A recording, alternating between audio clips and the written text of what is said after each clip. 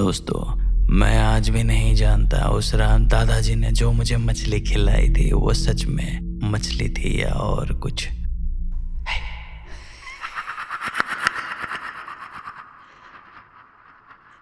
मेरा नाम राहुल है। मैं पिछले कई सालों से बेंगलुरु में नौकरी कर रहा था। ईयर एंडिंग थी। काम से मैं थक चुका था।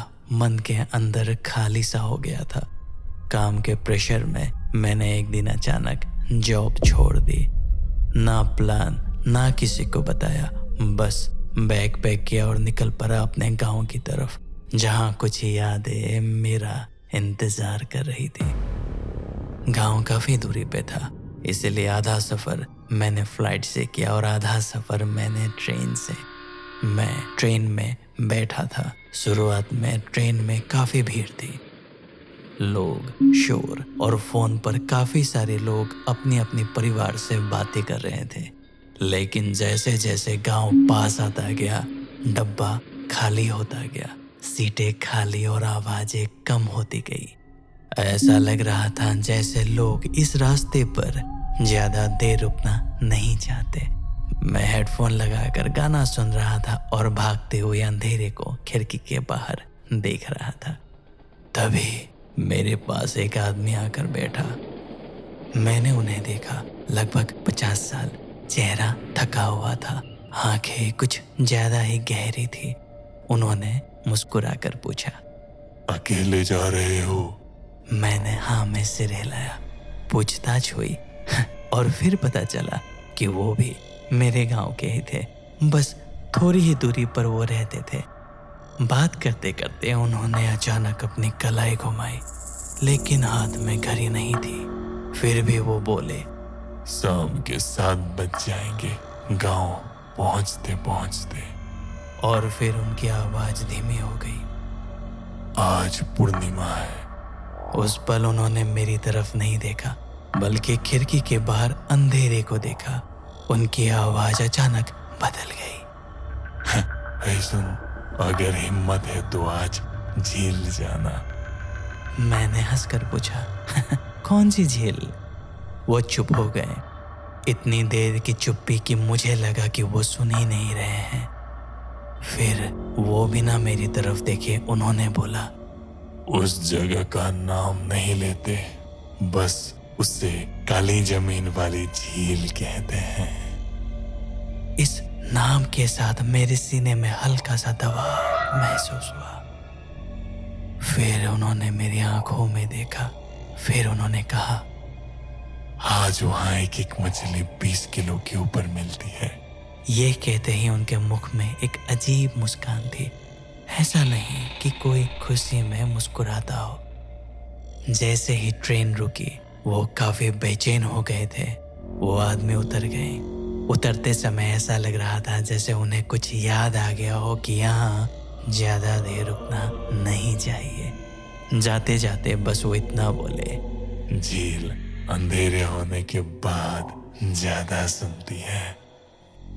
ये सुनते ही मैं कुछ पूछता, उससे पहले ही वो भीड़ में गायब हो गए। वो इतनी आसानी से गायब हो गए जैसे वो कभी वहां बैठे ही ना थे। थोड़ी देर के बाद, बस थोड़ी देर के ही बाद मैं स्टेशन पर उतर गया। लेकिन आज पूर्णिमा की वजह से मुझे गांव जाने के लिए कोई भी रिक्शा नहीं मिल रहा था और ना ही कोई साधन मिल रहा था। हड़बड़ा कर मैंने फोन से गांव में पूछा, लेकिन आज कोई आने वाला नहीं था। सब लोग अलग अलग जगहों पर गए हुए थे। ऐसा नहीं था कि मदद नहीं करना चाहते थे, बल्कि कोई इस रास्ते पर आज नहीं आना चाहते थे। थक हार कर मैं पैदल ही गांव की तरफ चल पड़ा। रास्ते अजीब तरह से शांत था। ना भीड़, ना शोर और ना ही डर। कम से कम ऊपर से तो शांत ही लग रहा था। जंगल के पेड़ों के बीचों बीच पूर्णिमा की रोशनी टुकड़ों में गिर रही थी। हवा नहीं चल रही थी, फिर भी पत्तियां आपस में बात कर रही थी। मैं चलता गया। मेरे कदमों की आवाज गीली जमीन पर स्पष्ट सुनाई दे रही थी, लेकिन उनके साथ एक और आवाज भी थी। बिल्कुल वही, उसी लय में जैसे मेरे कदमों से कदम मिलाकर कोई और मेरे साथ चल रहा है। मैं रुक गया और आवाज भी रुक गई। मेरा दिल तेजी से धड़कने लगा।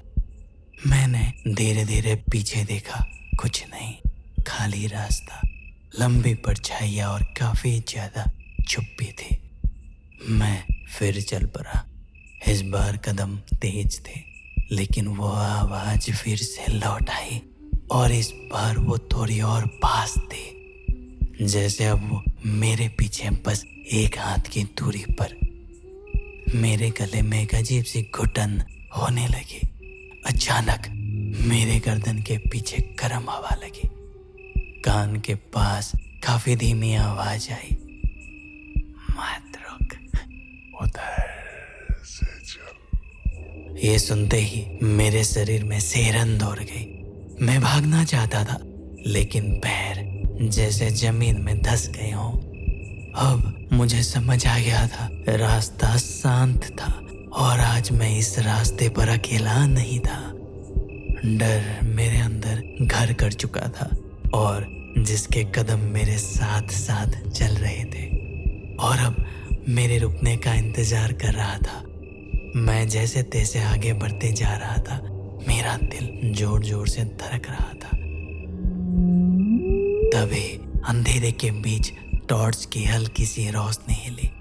पहले लगा आंखों का धोखा है, लेकिन फिर वो रोशनी सीधे मेरी तरफ बढ़ने लगी। जैसे ही रोशनी पास आई, मैंने देखा दादाजी, एक हाथ में टॉर्च, दूसरे में जलती हुई आग की लकड़ी। उनका चेहरा पूरा शांत था, इतना शांत कि देखकर मुझे रोना आ रहा था। मेरे अंदर की जमी हुई सांस एकदम छूट गई। मैं उनके पैरों को छूने ही वाला था, लेकिन उन्होंने मुझे सीधे गले लगा लिया।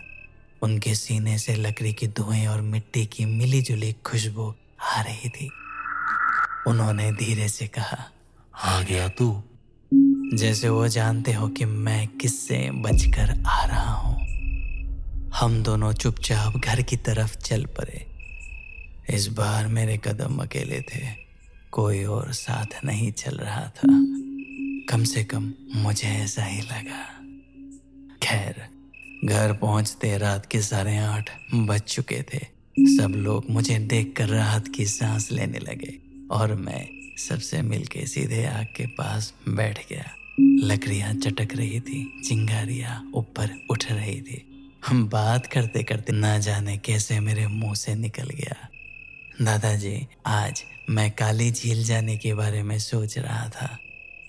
जैसे ही मेरे मुंह से झील का नाम निकला, सबकी हंसी रुक गई। आग की लकड़ी टूटकर गिर पड़ी। दादाजी ने धीरे से मेरी तरफ देखा। उनकी आंखों में जो था वो गुस्सा नहीं था, वो डर था।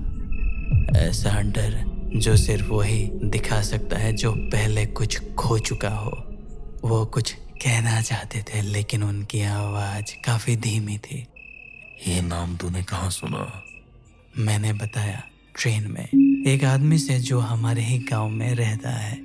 ये बात सुनते ही दादाजी ने आग की तरफ देखा, फिर मेरी तरफ। उनके चेहरे पर अब शांति नहीं थी। वो कुछ याद कर रहे थे, जैसे वो कुछ भूल जाना चाहते थे। उन्होंने बस इतना कहा, अच्छा हुआ आज तू घर आ गया। कुछ लोग वहां से सीधे नहीं लौटते। उस वक्त दादाजी की बातें मेरे दिमाग में ठीक से बैठ ही नहीं पा रही थी। उनकी आवाज जैसे आग की चटक के बीच घुल जाती थी। मुझे बस एक ही बात सुनाई दे रही थी, 20 किलो से ऊपर की मछली। मैं आग को देख रहा था, लकड़ियां जल रही थी, लेकिन मेरे अंदर कुछ और जल रहा था। कोई लालच नहीं, कोई खुशी नहीं, बस एक खिंचाव। काली जमीन वाली झील, ये नाम मेरे दिमाग में बस घूम रही थी, बार बार, हर एक बार, जैसे किसी ने झील का नाम मेरे दिमाग के अंदर उंगलियों से लिख दिया हो। मुझे ऐसा लग रहा था जैसे मेरी सांसें भारी हो रही थी। गहरी और ठंडी। दादाजी मेरे सामने आकर बैठे। उन्होंने मेरे हाथ पर हाथ रखा। उनकी पकड़ कड़ी थी। उन्होंने फिर कहा, कुछ चीजें जिद से नहीं मिलती है राहुल, और कुछ चीजें मिल जाए तो वो छोड़ी नहीं जाती। मैंने उनकी आंखों में देखा। मुझे डर नहीं लगा, लेकिन मुझे कुछ भी महसूस नहीं हो रहा था, ना डर और ना ही सुकून। मेरे कान के पास एक हल्की आवाज आई, आज मिलेगा। ये सुनते ही मेरे होठों पर हल्की सी एक अजीब मुस्कान आ गई। मन ही मन मैंने फैसला कर लिया था, आज रात चाहे कुछ भी हो जाए, मछली मुझे चाहिए थी। मैंने फिर जिद की, दादा बस थोड़ा सा, मैं शहर से आया हूँ। दादाजी ने आग में एक लकड़ी और डाली। चिंगारियां उछली। उनकी आवाज और भारी हो गई। उन्होंने कहा, तेरी जिद भी ठीक ही है। चल तू आज पहले महेश की कहानी सुन ले। फिर दादाजी कहने लगे, महेश इस गांव का था, हंसमुख मजबूत इंसान और रात में मछली पकड़ने का दीवाना। यहाँ के लोग रात को झील के पास जाने को उसे मना करते थे, लेकिन महेश हंस देता। अरे पानी से डर लगता है तो मैं मछुआरा कैसे बनूं? एक पूर्णिमा की रात वो झील गया अकेला।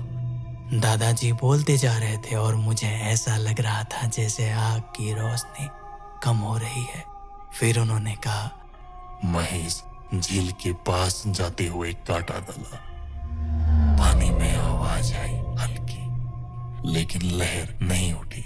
झील शांत थी, काफी शांत। रियली महेश खुश हुआ, लेकिन जैसे ही उसने जोर लगाया, पानी से एक हाथ बाहर आया। सरा हुआ, नाखून काले, हाथ ने कांटे को पकड़ रखा था। महेश डर से पीछे हटा, लेकिन उसके पैर जम गए। महेश के पांव के चारों तरफ कुछ धीरे धीरे लपेटने लगा। घास नहीं थी, बाल जैसे रेसे थे। झील से आवाज आई, काफी देर कर दी।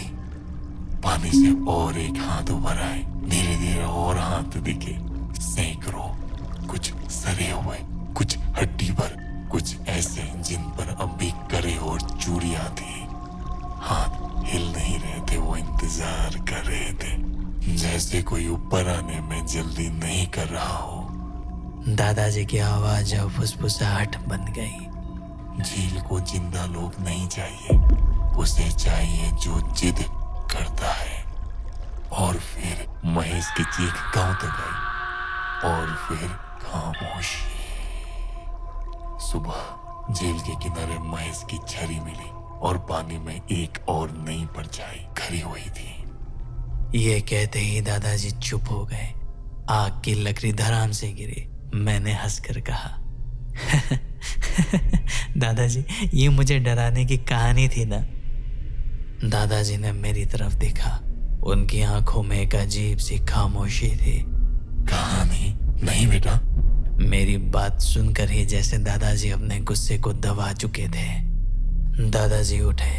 आग के पास एक लोहे की सीख रखी थी, उस पर एक मछली लगी थी। वो मछली अजीब तरह से मोटी थी।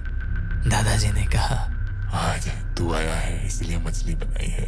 मैंने देखा मछली के चमड़ी पर कुछ उभरा हुआ था, जैसे नसें या उंगलियां। जैसे ही मछली आग में डाली, उसके मुंह से आवाज निकली, काफी धीमी, काफी देर कर दी। मेरे रोंगटे खड़े हो गए।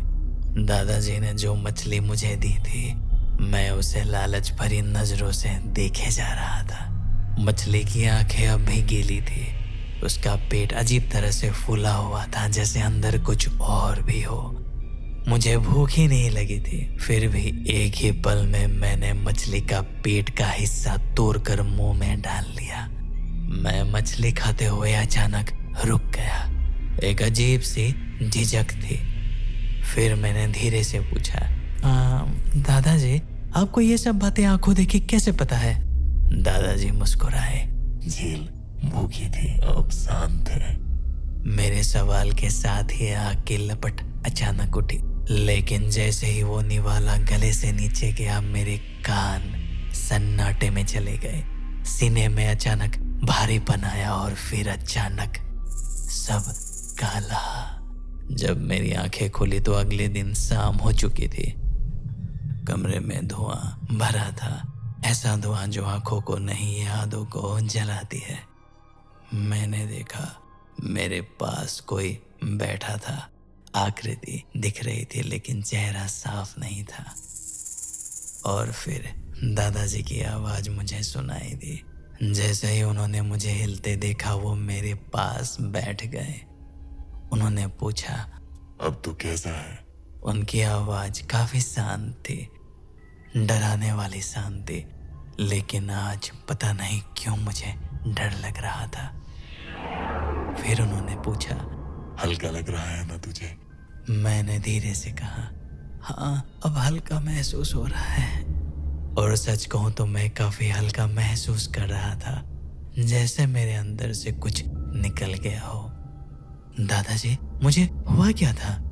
ये बात सुनते ही दादाजी के चेहरे पर एक अजीब सी मुस्कान आई। ऐसी मुस्कान जो जवाब नहीं देती बल्कि सवाल मार देती है। उन्होंने कहा, कुछ बातें ना जाने तो ही ठीक होती है राहुल, तू बस आराम कर। ट्रस्ट मी दोस्तों, मैं उस दिन से गांव में पूरे 7 दिन रहा। सब कुछ मेरे लिए सामान्य था। मैं हंसा, घूमा, खूब सोया, लेकिन सबसे डरावनी बात, उस काले झील के बारे में मेरे मन में एक भी ख्याल नहीं आया, जैसे वो कभी वहां मौजूद ही नहीं था। लेकिन डर इस बात का नहीं है कि मुझे कुछ याद नहीं है। डर इस बात का है कि अगर दादाजी ने वो मछली मुझे ना दी होती तो आज शायद मैं खुद याद बन चुका होता। आज उस बात को कई साल हो चुके हैं। मैं वापस शहर आ गया हूँ। मेरी जिंदगी अब बेहतर है, काफी बेहतर। लेकिन कभी कभी जब मछली की गंध आती है तो मेरा दिल बिना वजह तेज धड़कने लगता है। और हर पूर्णिमा की रात मेरे सपनों में कोई झील नहीं आती, बस आग के पास बैठे मेरे दादाजी दिखाई देते हैं और उनके गोद में एक काफी बड़ी मछली। मैं ये कहानी आप सबको अपनी ही डायरी पढ़कर सुना रहा हूँ। कागज पुराने हैं, स्याही फीकी पड़ चुकी है, लेकिन शब्द जैसे आज भी ताजे लिखे गए हों।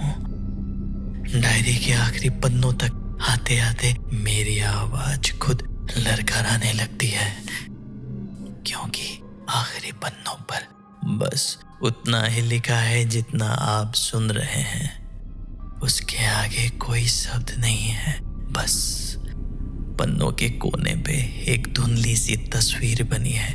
ना पूरा चेहरा, ना साफ आंखें, बस एक साया जो मेरी तरफ देख रहा है। मैं आज भी सोचता हूँ, आखिर आज ही पूर्णिमा के दिन ही मुझे ये डायरी क्यों मिली? क्योंकि ये डायरी मेरी ही थी, मेरे हाथ की ही लिखावट थी, मेरे ही शब्द है, ये मेरा ही डर है। लेकिन बेहोशी के बाद की कहानी जो मुझे बिल्कुल याद नहीं, वो भी इस डायरी पे लिखी हुई है। सवाल ये नहीं है कि ये सब क्या था, सवाल ये है जब मैं होश में ही नहीं था तो मेरी डायरी में बाकी कहानियां लिख कौन रहा था? और मेरे डायरी के आखिरी पन्नों पे बस एक मछली की तस्वीर बनी हुई थी। पता नहीं किसने बनाई, लेकिन ये मुझे काफी धुंधली याद रहती है, या ना के बराबर। तो दोस्तों, यही थी आज की कहानी। अगर कहानी सुनते वक्त आपको एक पल के लिए भी लगा हो कि आपके पीछे कोई खड़ा है, तो समझ लीजिए कहानी ने आपको छू लिया है। ऐसी और डरावनी कहानियों के लिए चैनल को सब्सक्राइब जरूर कीजिए, क्योंकि अगली कहानी और भी करीब से बोलेगी। तो दोस्तों, मिलते हैं अगले हफ्ते। तब तक के लिए take care and bye bye.